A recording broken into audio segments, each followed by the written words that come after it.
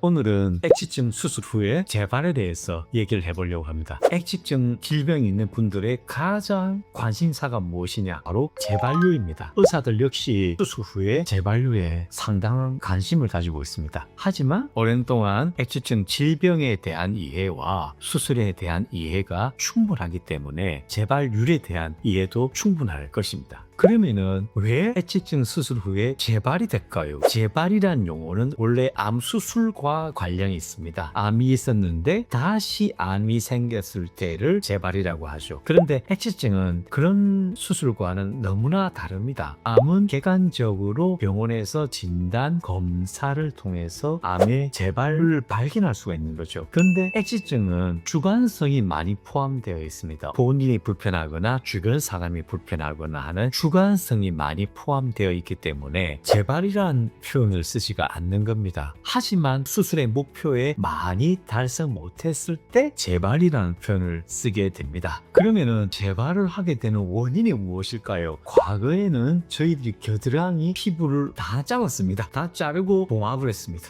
그리고 한 20년 전부터는 모든 수술들처럼 절개 없이 구멍으로 기구와 장비를 써서 지방층을 뽑아내고 피부 밑층을 긁어내는 수술을 하게 된 거죠. 그러면은 땀샘이 있는 피부를 모두 제거하고 봉합을 한 결과가 가장 좋을 것입니다. 그렇죠? 그렇지가 않습니다.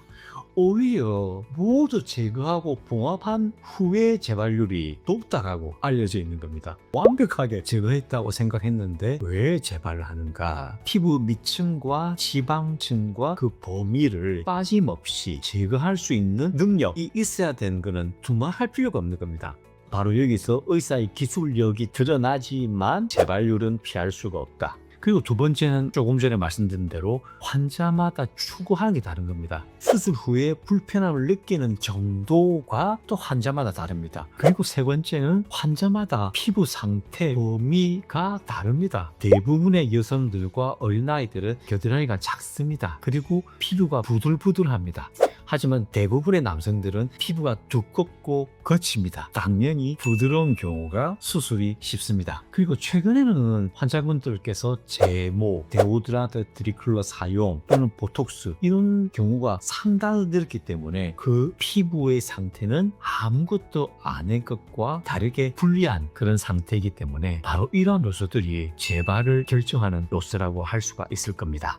그러면은 재발된 것을 어떻게 알 수가 있을까요? 불편함입니다. 나는 괜찮은데 주변 사람들이 불편해한다. 이렇게 되면은 재발을 의심할 수가 있을 것입니다. 그렇기 때문에 환자의 주관성, 주변 사람들의 객관성이 좀 들어가서 약간은 모호한 점이 있는 겁니다. 네, 그러면 드디어 재발의 경우 저희들은 환자하고 많은 상의를 합니다. 수술을 어느 정도 다른 의사들이 흉내를 낼 수는 있는데 제 수술은 흉내 내기가 상당히 어렵습니다. 액취증 수술을 한 상태는 피부에 변화가 일어나거든요. 환자분들은 잘 모를 수가 있을 겁니다. 하지만 저희 의사들은 마취를 하는 순간부터 쉽게 느끼기 시작합니다. 그래서 제 수술을 잘한다는 말은 마취부터 잘한다는 말입니다. 상당히 힘든 경우는 마취 자체가 어렵습니다. 그래서 이 부분도 상당히 오랜 동안 경험을 했고 과거 10년, 20년 전보다 최근 10년이 더욱더 쉽게 하고 있습니다. 그것은 바로 마취 기술력의 발전이라고 생각을 하고 있습니다. 그래서 그 기술력의 발전으로 액취증 재수술도 과거에 비해서는 굉장히 어느 정도 쉽게 진행을 하고 있게 됩니다. 다른 말로 하면은 마취할 때 좀 더 시간이 걸리고 좀 더 신경을 쓴다라고 생각을 하게 됩니다. 마취가 잘 되면은 액취증 재수술은 어느 정도 진행이 잘 될 수가 있을 겁니다. 자, 이렇게 그렇죠. 액취증 수술에 재발을 왜 하는가, 재발을 어떻게 평가하는가, 재수술을 잘 할 수 있는가에 대해서 알아보았습니다. 예, 감사합니다.